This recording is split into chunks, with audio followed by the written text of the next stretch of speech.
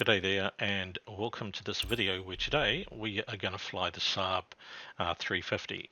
So this is the default aircraft that comes with the Premium Edition of Microsoft Flight Simulator 2024.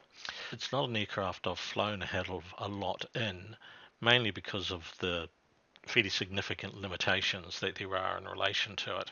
But after lots of research and trial and error, I've kind of found a way of operating that works for me. So I thought, well, I'd share that with you guys, and if there's something in there that you can learn and take from that, that will make your experience more enjoyable, then that's cool. So what we'll do first is we'll just get power into the aircraft.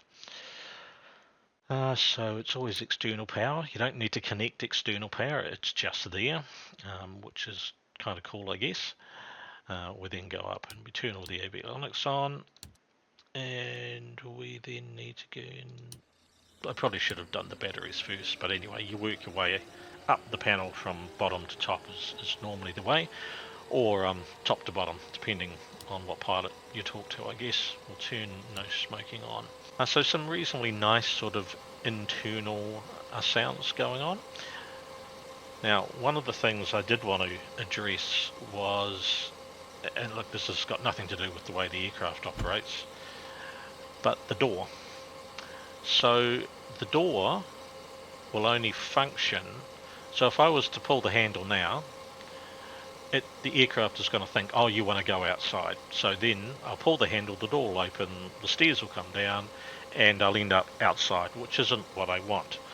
So there's no way that I've found, and certainly nothing that I've seen online, that has told me how I can do that inside the aircraft, and it's particularly annoying, but there is a workaround. However, you need to have this little tool, pushback. Now, I know there's a free version. I think it has the same functionality, but so far this is the only way that I've found you can do it. So under the Tools tab, there's Doors. And if you click Forward Door, as you can see, all the things that you'd expect it to do, it's doing. And you're not thrown out of the aircraft, which is the key thing. You know, we all like a little bit of immersion, and there's nothing better than seeing the aircraft sitting on the ramp with the door and the stairs down. It's a cool little thing, but as I said, it has nothing to do with the actual operation of the aircraft itself. And to date, I haven't found another way of doing it, unfortunately. Okay, so what we're going to want to do next is create a flight plan. So today I'm currently sitting in Gisborne, NZGS, and we've got a relatively short flight through to Auckland. As you can see, great day in Gisborne, excellent day for flying. The North Island, New Zealand is actually looking really good for flying today. Auckland itself has got a lovely day, bit of a cold wind, but in general should be good conditions for our arrival. So I've already put together a flight plan in Debrief. This is another limitation of the Coronado. I haven't found a way to import it into the FMC for this aircraft. Once again, it could be just something that I've missed. So it's the good old manual 1-2 basically. So it does detect where you're currently positioned, which is great. And I'm going to put in our arrival, which is NZAA, and I'll accept that. So I'll click on Gisborne, then I click on menu, and then it gives me the options in terms of departures, arrivals, all of those sorts of things. So I'm departing Gisborne, runway 32, so I just select the number, it will auto-populate, enter, and today it's the MIGN 1P. So in this case it's MIGE 1P. So enter, and we're going via Keeper. So enter, and then that's in the flight plan. Next, so NZAA, do exactly the same thing. This is our arrival. We are on runway 05 right. Now our course today is direct, so none of these apply. So we'll just go with enter, no transitions, enter, approach ILS 04 right. We're not going to be doing an ILS approach, but that's what I'm going to select for this one. And not available, enter, go back to our flight plan. So we will find that after keeper there's nothing, so in this case we want to go via DOD KU. DOD KU, and then we want to go via Miraz. So MERAS.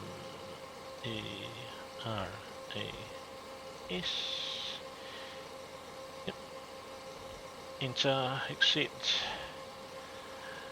and we don't want that, so we're just going to delete that waypoint, and then that'll set us up for our approach into Auckland. Right, so today our flight plan is a cruising altitude of 21,000 feet, so we'll set that in our altitude. It's a bit slow, but that's okay. So we can get rid of that for now. Now, one thing that VNAV doesn't work, so we have to set our altitude manually. We also have to set our vertical speed manually as well. So I'm going to set my vertical speed at 1,000 feet, initial climb of 1,000 feet a minute, and we'll see how that goes. And we'll set it up for, just zoom it a little bit so you can see what I'm doing. We'll set it up for nav. Flight director's already on. Come on. Vertical speed, nav.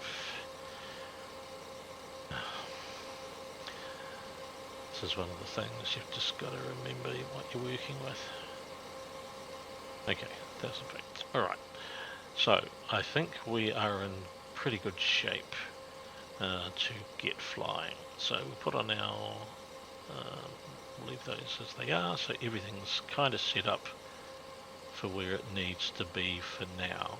Now, one other thing as well, on terms of the annunciator, you can see electrical with the arrow. Now, this is linked up here through AC electrical, the inverter.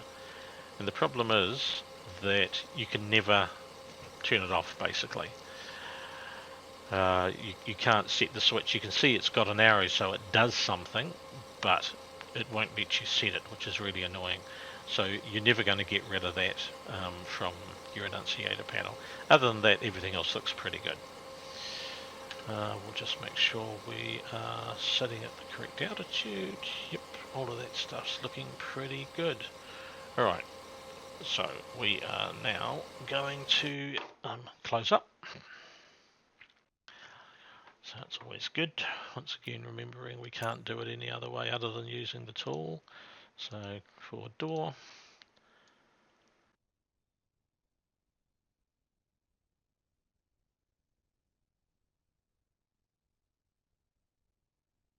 There we go, we're good to go. So seatbelt sign on, beacon on, and we want to start the engines.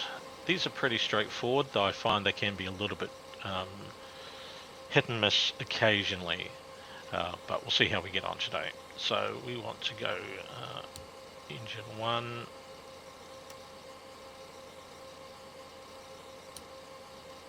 left, and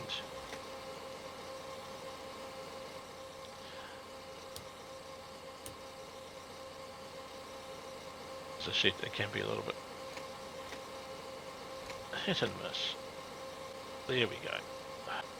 Oh my gosh. It's not usually this hard, so I don't know. Clearly it's not having a good day. Okay, so that's engine engine 1. We'll get engine 2.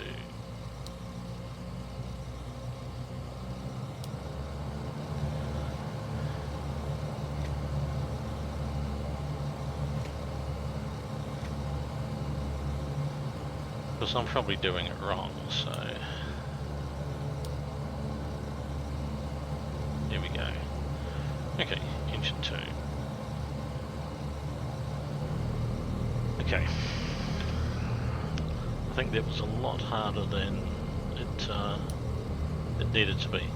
Anyway, we will move on.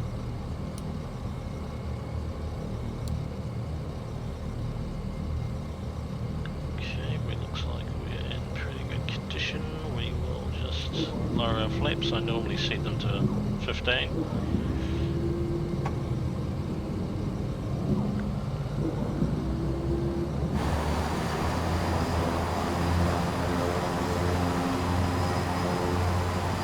So one of the things I do find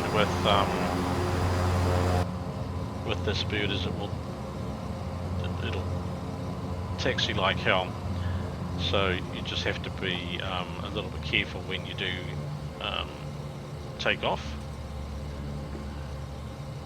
That everything is you're not overpowered. And remember to turn off the gust lock, or the aircraft won't turn. Follow a straight line. Right, so we are operating from runway 32.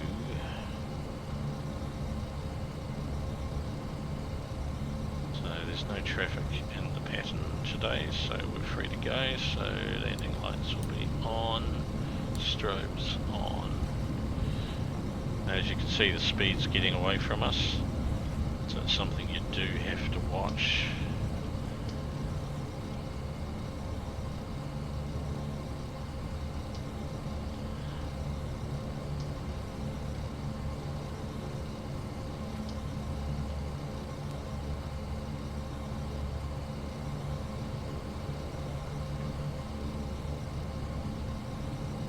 I read somewhere where someone will get up to something like 36 knots on the ground at idle power, and I can understand why. It just takes off.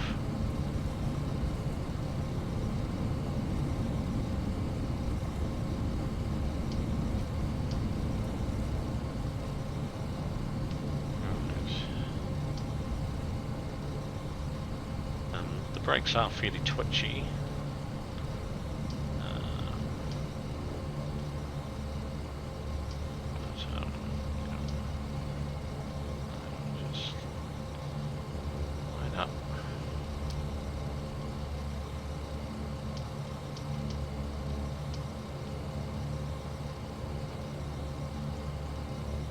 Okay, now we've got quite a strong crosswind today, so we'll just stop, anti-skids on. We don't need ice protection today, we'll do it for the Pytot, but we're fine for everything else. Looks like we're good to go up here. It's all on, we don't need the dome. These things are right. Yep, I think we're good to go. So we'll just check our navigation once more. So we're going to have an initial climb of 1,000 feet. We're set for navigation. We'll engage autopilot once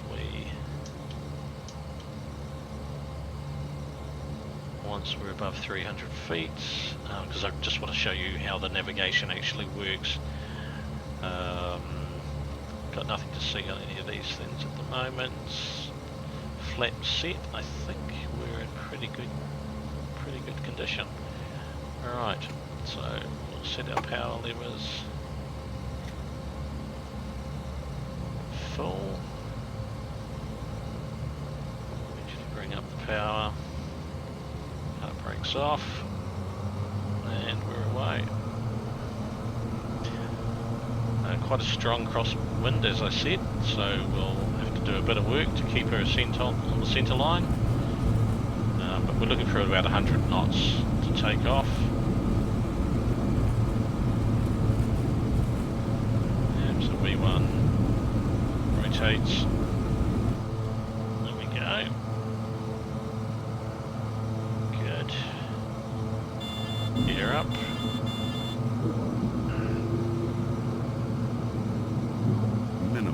It's a bit gusty today, but that's all good. So autopilot engaged.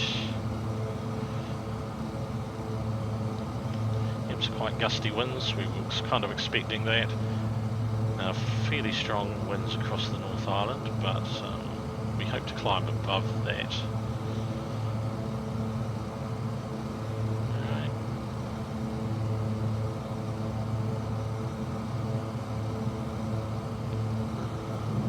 Flaps up.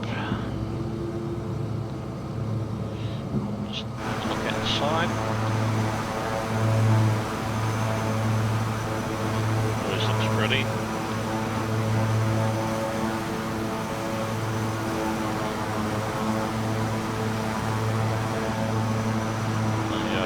Totally recommend Gisborne as a place to visit. Beautiful country, rugged, but a great drive if you're going from Auckland. Alright, so we're just going to let her climb. If we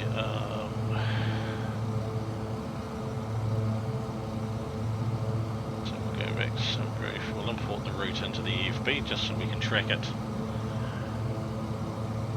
On our EFB, there we go.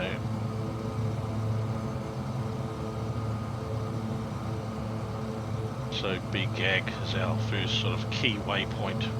We turn left and start heading towards Auckland.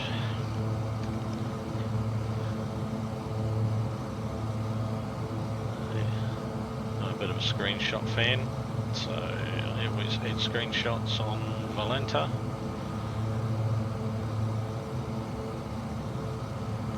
So it's a relatively straightforward aircraft to set up and fly. We'll just increase the power a bit. See if we can improve our speed there. It's a pretty easy aircraft to fly. You just need to understand the limitations. So the fact that this screen isn't actually showing me anything useful in terms of my flight is very annoying. But there's not a lot we can do about that. You can manually fly the aircraft really nicely, but it also does fly a plan in the FMC really well as well. As I said earlier, VNAV isn't something that you can utilise, so you really do have to manage that yourself. And you know, there's kind of nothing wrong with that. It's always good to just going to increase our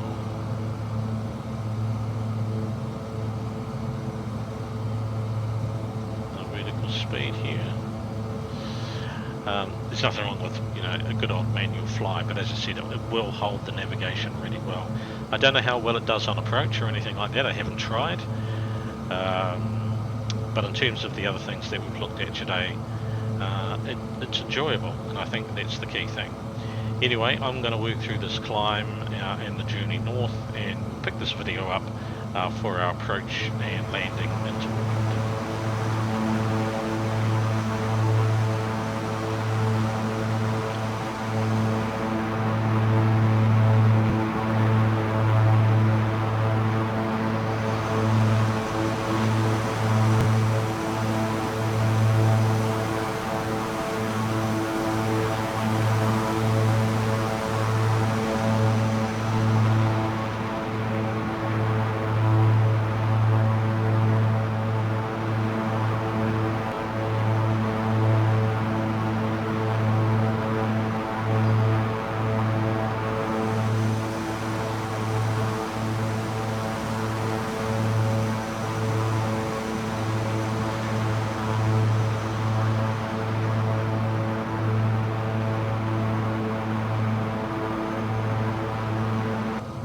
Okay, so welcome back. We are getting close to our top of descent. So I typically go to vertical speed mode, then adjust my altitude set to suit the altitude I want to. I normally just set it for 3,000 feet, simply because that's where I'm going to catch glide slopes, all of those sorts of things, and it sets me up for my landing.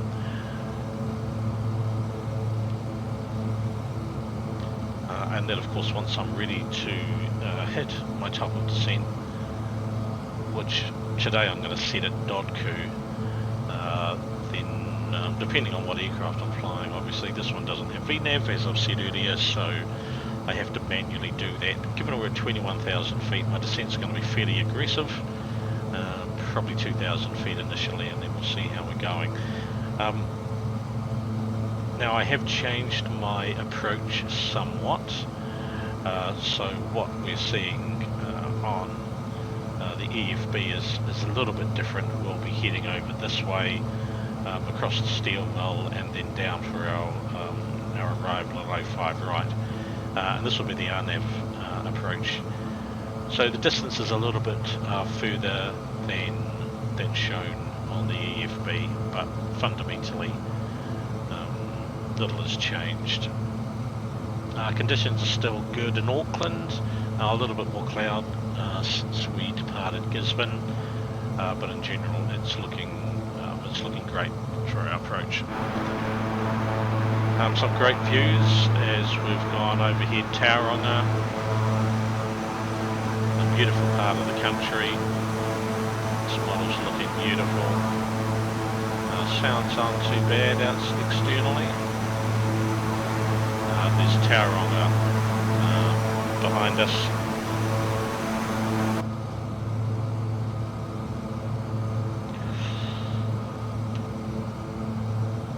So yeah, you can see we've deviated a lot from what's in our EFB. We're now heading directly for our RNAV approach. So I'm going to begin the descent. As I said, I've gone into vertical speed mode, and we'll initially go for 2,000 feet. Now we do have to manage our speed. She is sprightly, and as you can see we're close to our 250 point maximum speed, so it's time for us to pull that back, give the engines a little bit of a rest.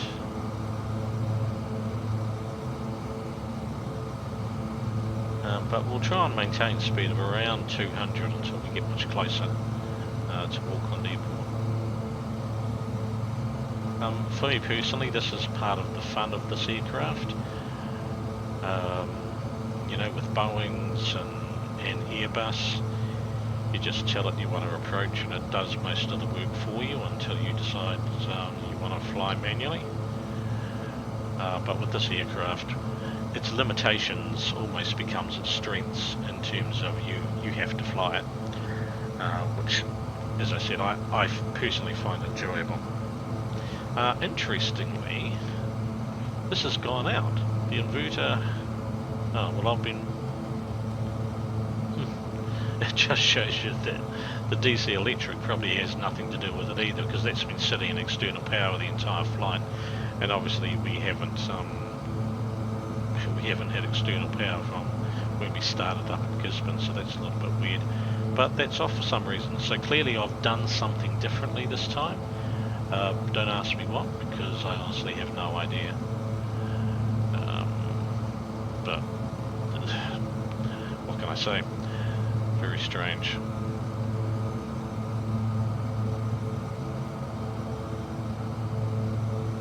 So there's another switch that supposedly works, but I can't get it to work. Anyway.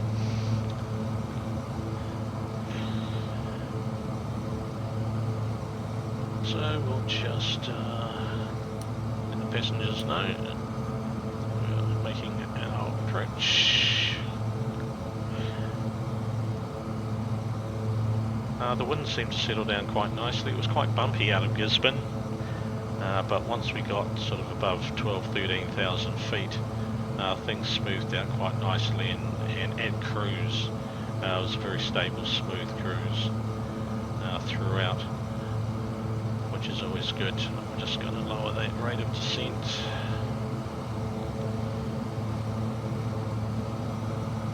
Just drop it to 17 for now.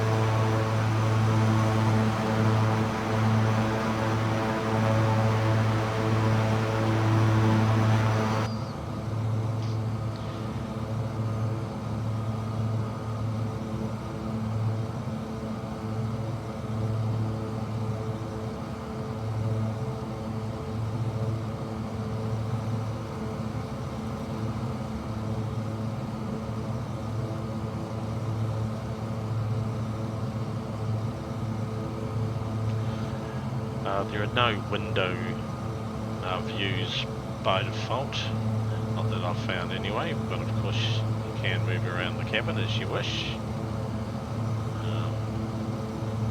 Get some quite good views of the engine. I must say I like that animation, some really good detail in there.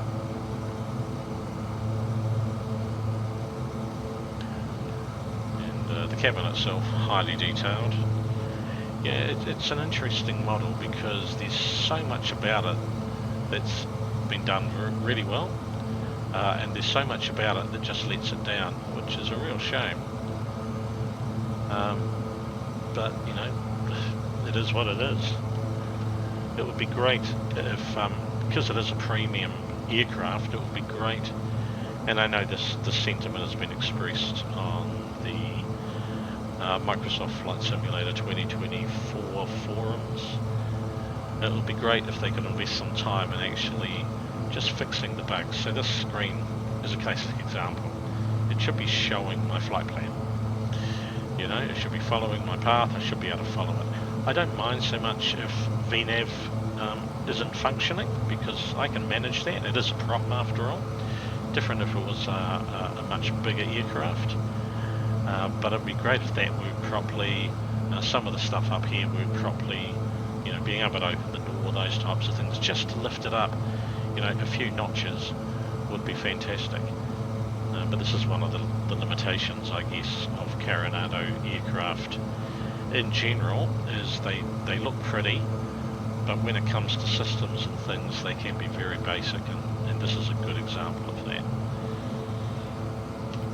Right. So we're coming up on 10,000 feet. So it's typically a sterile cockpit after 10,000 feet, so I'm not going to say a hell of a lot. It's quite a scenic approach, this one. There we are. So lights on, to the taxi sign as well. Seatbelt signs are on.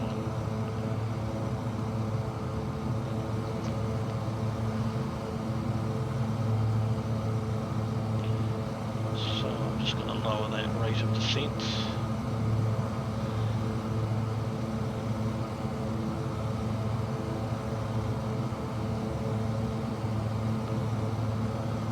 By quite a lot.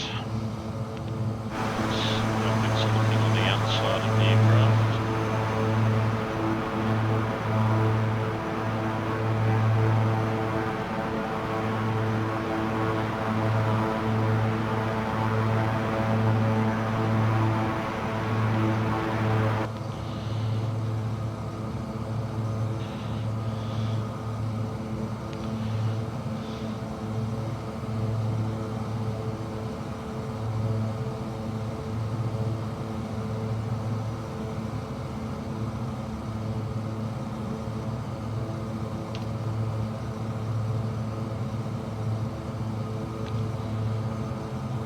Should be making a right hand turn shortly. That was a wind gust.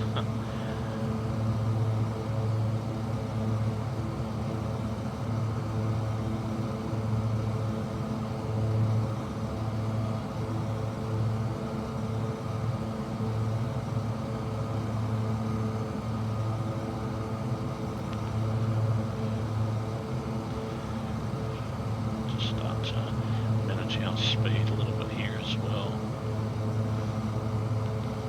Just try and get it down to around 200. So there was quite a bit of wind in Auckland today, so we're getting a few wind gusts. You can see Auckland Airport just off in the distance there. So we will be going manual fairly soon.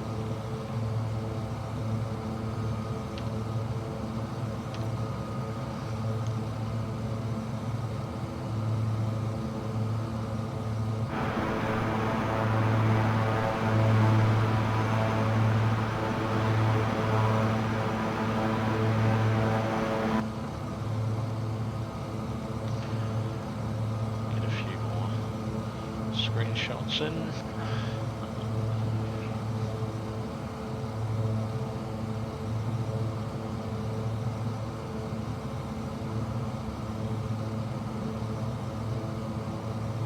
A bit of traffic in Valenta today.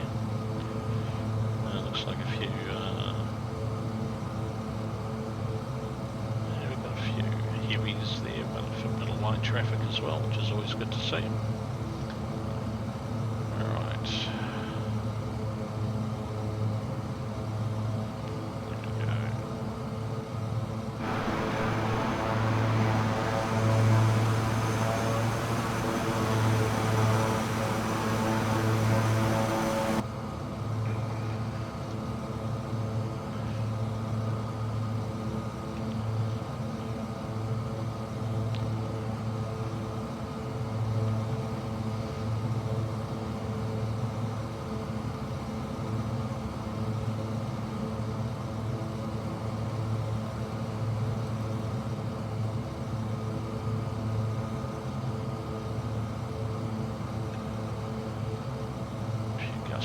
Here.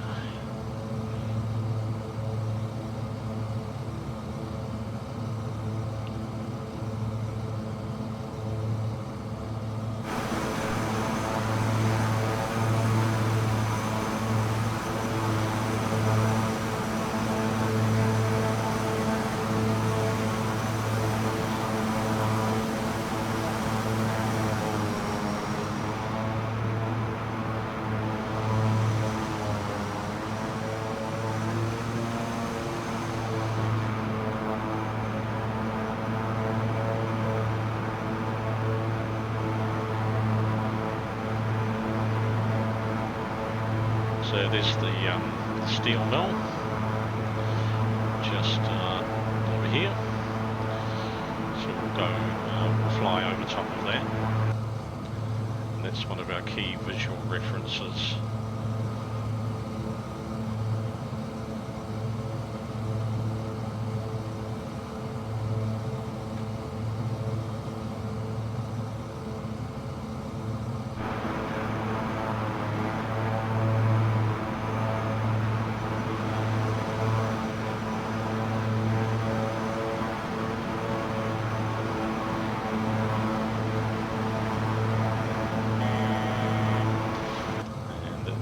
Altitude alert, let us know we're coming up on 3,000 feet.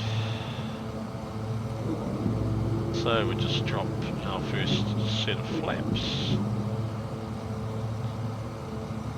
There's the airport over there. Yeah, I know what I'm doing, don't worry.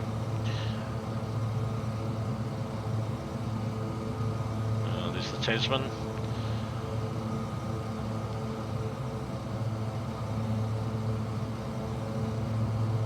Should be setting us up for our approach. Or not. So I think we're going to go. Yep, here we go.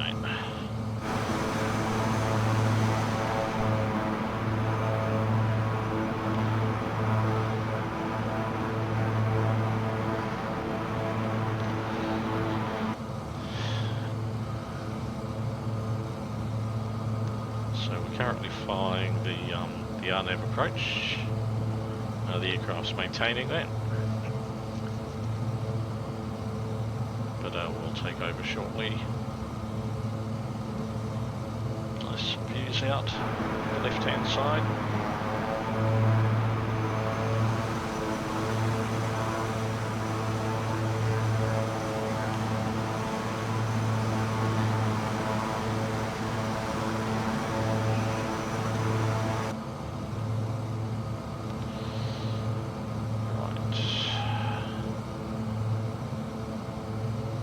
I haven't got any AI traffic operating today, so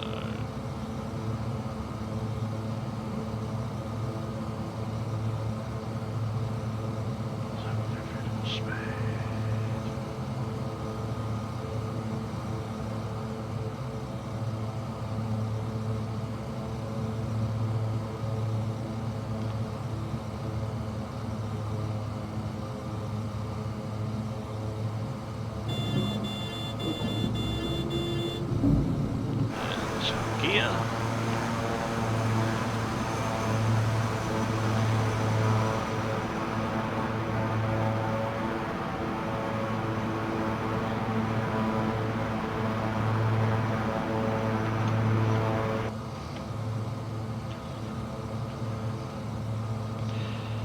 Alright, so we're going to go to manual now.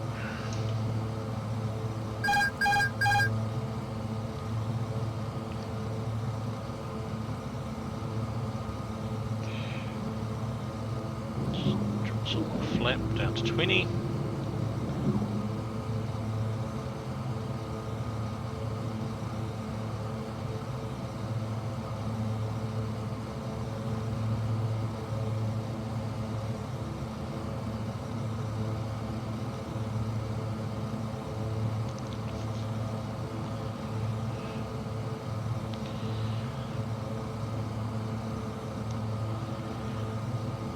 Auckland City directly in front of us. You can just make out Sky Tower. Sky Tower just there. We've got Rangitoto Island just coming into view, coming into centre of screen, and behind that we've got Little Barrier and Great Barrier Islands out in the Hauraki Gulf. But just need to focus on. Right, so that's full flaps. Just need to manage your speed now.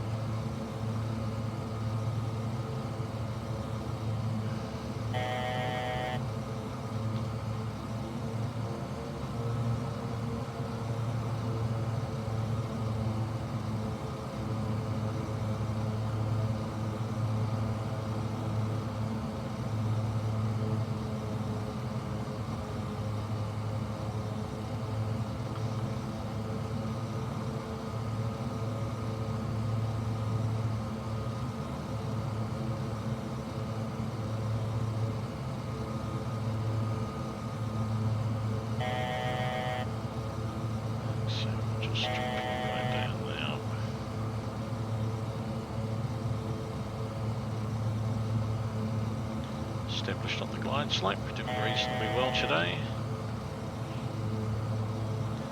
A little bit blustery. Have to watch our rate of descent.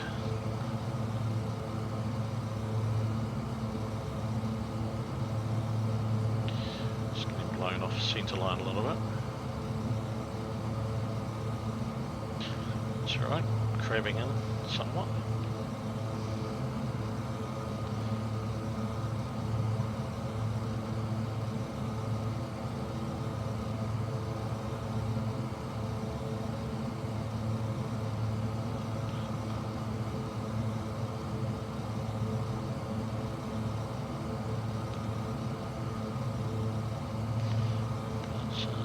Good.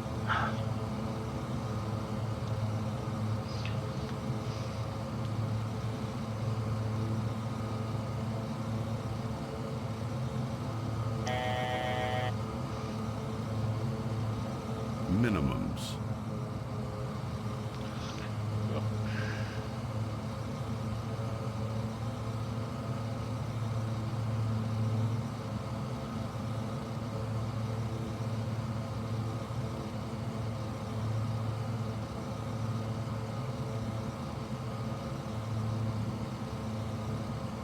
bit floaty. There we go. Oh.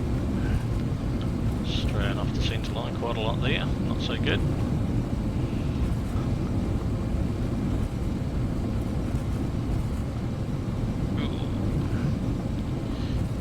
A little bit more of a crosswind than I thought there was from the left hand side, but that's all good. Alright.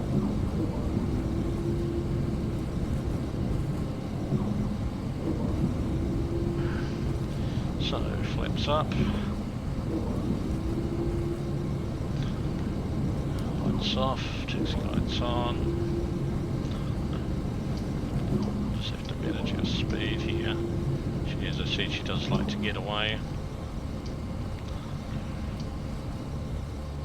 Let's check for any aircraft. Nope. Very good. So shutdown procedures on this aircraft are very basic. Pretty much a reverse of what we did to set her up.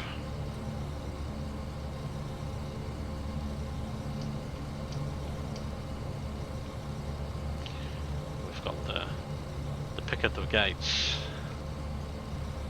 so we'll go around the corner. Yep. A little bit all over the place. What's that?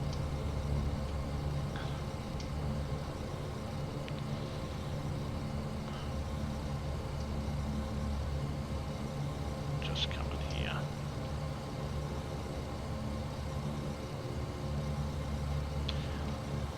That Alaska wrapping is no longer on that terminal. That work was completed a long time ago. Let's just go out here and have a look and see how we're doing. Not very well. It just shows you how it gets away from you. You know.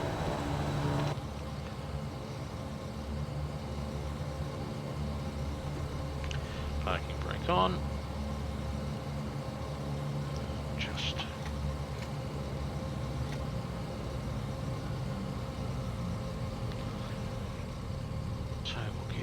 Ground power on.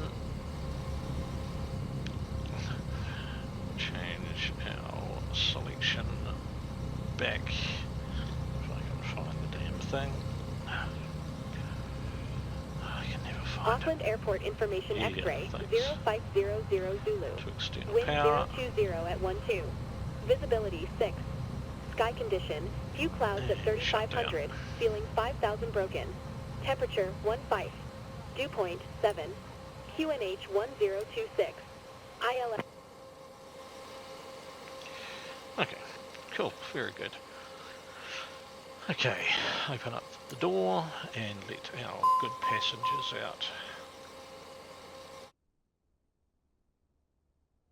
And probably a good idea to turn off our taxi lights and strobe lights and the beacon light as well.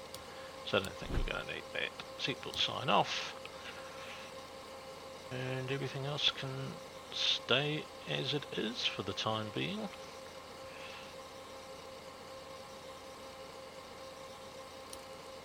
I'll leave you on.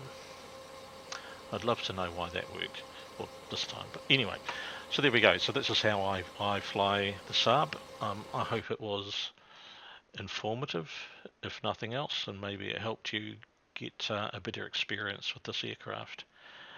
And yeah, enjoy, happy flying, and we'll see you next time. Cheers.